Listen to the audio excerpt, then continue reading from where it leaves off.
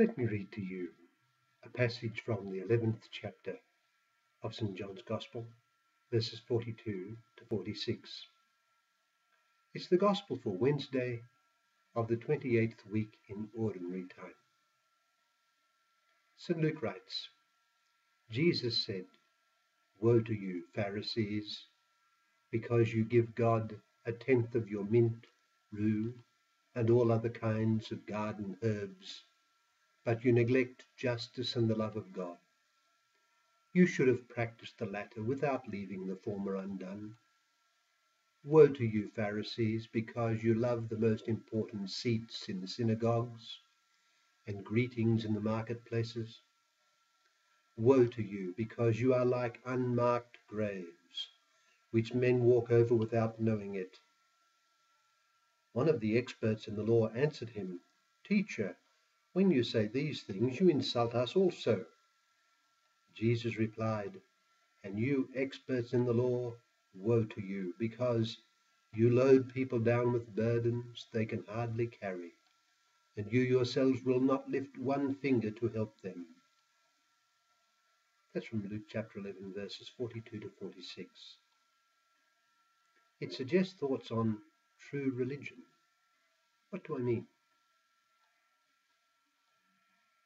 Well, if there is one thing that comes through in our Lord's indictment of the Pharisees, at least those to whom he was speaking, it is that they deformed religion. They did not honor and glorify God. As with anything produced by fallen man, religion can easily be deformed and turned to the honor of man. But man can see that God should be given the highest honor and glory, even if he finds this of the utmost difficulty because of his fallen condition.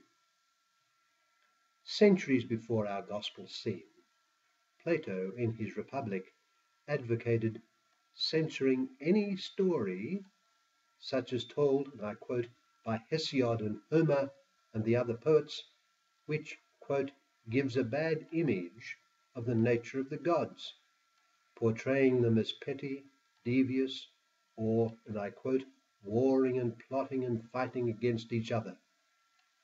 The gods, in Plato's eyes, should only be represented as good and pious because it is the nature of divinity to be good.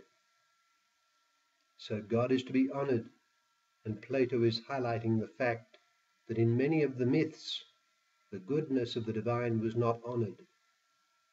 His disciple, Aristotle, who outstripped Plato in philosophy, speaks of theology as the most divine knowledge and the most worthy of honor. Despite this acknowledgement, Aristotle did not give much place in his system to a vibrant religion as such. If we think of religion as a living and conscious relationship between man and the divine, with direct results in the shape and course of human behavior, as in, most obviously, Moses and the Hebrew prophets prior to Aristotle, Aristotle's philosophy suggests little of religion. His God is the unmoved mover, a metaphysical principle, and the ultimate source of motion in the universe by being loved, that is, desired. But he cares little for man and his worship, and he is caught up in self-contemplation.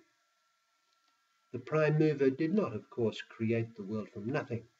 In Aristotle's system, the world was eternal, as was the prime mover. Still, Aristotle's unmoved mover, the divine mind which causes change in other things without itself undergoing change, is the supreme object worthy of human and divine thought. We have here the indication that, theoretically at least, God is to be honored above all else, even if it is hard to imagine how, as Aristotle's first mover is described, he could ever be the living object of a vital religion.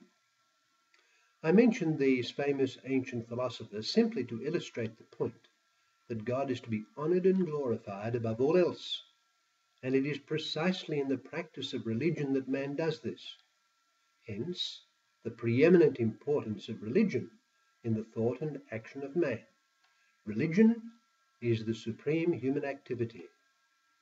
But it is one thing to think about religion, as the great Aristotle did to a point, and it is another to be genuinely religious.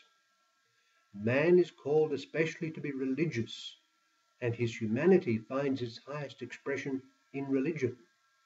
But we must understand what we mean by religion, for it was against the deformation of religion that Plato wrote, and most notably the Hebrew prophets inveighed against the deformation of religion. In this supreme human activity, the prophets, who preceded chronologically the great Greek philosophers, transcend the philosophers. Christ, of course, surpasses them all, and in our gospel today, that I read earlier, we see him condemning practitioners of religion for their corruption of this most noble, beautiful, and central of human action and expression. Woe to you, Pharisees, because you give God 1/10 of your mint, rue, and all other kinds of garden herbs, but you neglect justice and the love of God. You should have practiced the latter without leaving the former undone. They performed religious practices as they conceived them, but were unjust, presumably, to their fellow man, and did not love God in those practices.